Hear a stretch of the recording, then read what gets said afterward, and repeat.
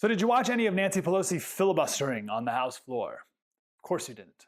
But I do want to play one part of it for you. Here she's talking about her grandson, who's around 10 years old. My own grandson. He had a very close friend whose name is Antonio, who's from Guatemala. And he has beautiful tan skin, beautiful brown eyes, and the rest. And this was such a proud day for me because when my grandson blew out the candles on his cake, they said, "Did you make a wish?" And he said, "Yes, I made a wish." He said, "Well, what is your wish?" He said, "I wish I had brown skin and brown eyes like Antonio." So beautiful. So beautiful. The beauty is in the mix. Wow. She says that's beautiful. I think that's awful. Now, if you're listening to this and you believe that all conservatives are racist, then you think that I'm going to say that this is awful because, oh, white people are way better than brown people. Why would a white person want to be a brown person? Brown people are the worst, blah, blah, blah. Nope, it's not my argument. In fact, the argument is that I'm not the racist, but you are, if that's what you think I'm going to say. Stop being so obsessed with race. Let me start off with this. I don't blame this 10-year-old kid. I just want to be very clear, so I don't want any comments being like, "Well, how can you attack a 10-year-old? He's just a kid. I'm not attacking him." This is about his parents and his grandma, in this case, and also the society that they are working hard to create. I think this birthday wish from this kid is sad. I think his wish to have brown skin is sad because he shouldn't be looking at his friend and making judgments on his skin color. He should say, "Grandma, I wish that I was as loyal of a friend as Antonio. I wish that I could be as fun as Antonio. I wish I could be as thoughtful as my friend Antonio. Not, I wish I had brown skin." But Pelosi and the progressive philosophy on race, this progressive fetish and obsession with race, has taught this kid to only view his friend through the prism of race, as opposed to looking at the content of his character. Why would this kid, this is the bigger question, why would this kid even see his friend's race? Kids don't see race. Parents show their kids race and then talk about the perceived racial differences about it, right? But kids don't pick that up on their own. They're taught that. So what has this 10-year-old heard about Hispanic people, about brown people? I hate that term so much, but I guess it's the thing we're supposed to use. I hate that idea, brown people. But what has this kid heard about brown people that would make him want to be one more than a white kid?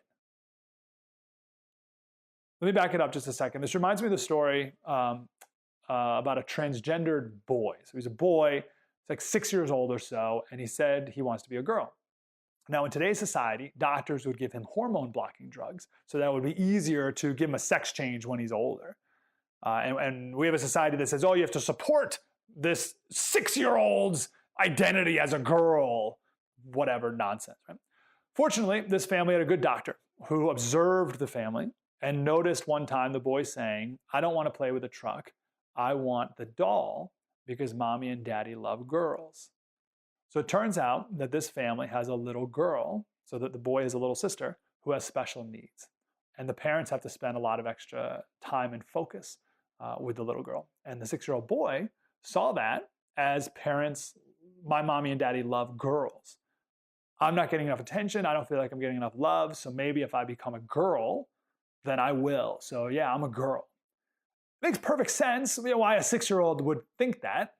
It's what's awful is that adults go along with that thinking and support that, as opposed to trying to figure out what the root of it is. But in this story, the family started to pay more attention to the boy, and miraculously, he was a boy again. Right? So again, it makes perfect sense that a 6-year-old would have a gender confusion in a situation like that. Right? But it's the stupid adults that make it worse by saying, "Oh yeah, go wear a dress to school now."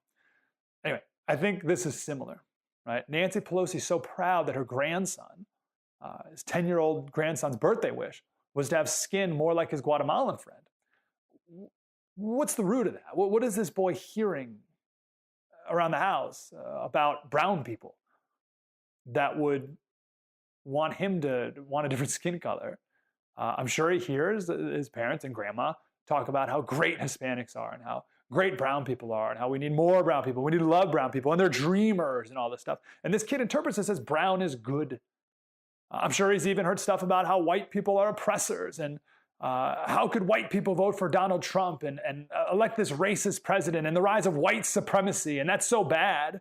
And I'm sure this kid interprets that as white is bad. Brown is good, white is bad, to the point where this white kid doesn't want to be white anymore. He wants to have this other skin color because that's good. See, right? So this is this fetish for race. This is one reason why it's so dangerous. I had some friends over for dinner the other night, and they have 2 kids in their 20s. And I asked what characteristics they most admire about their daughter. So we have a girl on the way, and I wanted to get their perspective on raising a girl. And the 3 characteristics that they most admire of their daughter. First one was a quiet confidence. She has a quiet confidence. Second, she respects her body. And the third is she's a loyal friend. Those are great, aren't they? Oh, so I want that vision now for my daughter. Notice what wasn't there. She's brown. Or she's great, but I really wish she was Hispanic. Or I'm like even shallow stuff, right? Like, oh, I'm so glad my daughter's skinny. I'm glad she has nice hair. I'm glad she has nice skin.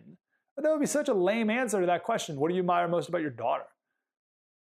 Let's move away from race. Like, let's talk about like less racially charged, right? And because my point is just move away from surface level and talk about real character stuff, content of character stuff. If Jack was 10, my son was 10, and his birthday wish was that he wants to be tall, like his friend Antonio, we chat about that, right? We talk about why. We talk about what's really important and what's in your control.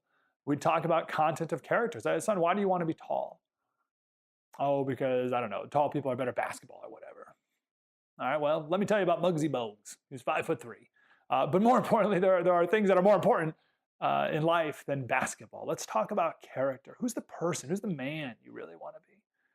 And so Nancy Pelosi said she's proud of her son's wish. I don't know. I think that's more of a warning sign. Again, not the kid's fault. I don't blame a 10-year-old. But it's a nice time to chat about character and what really matters.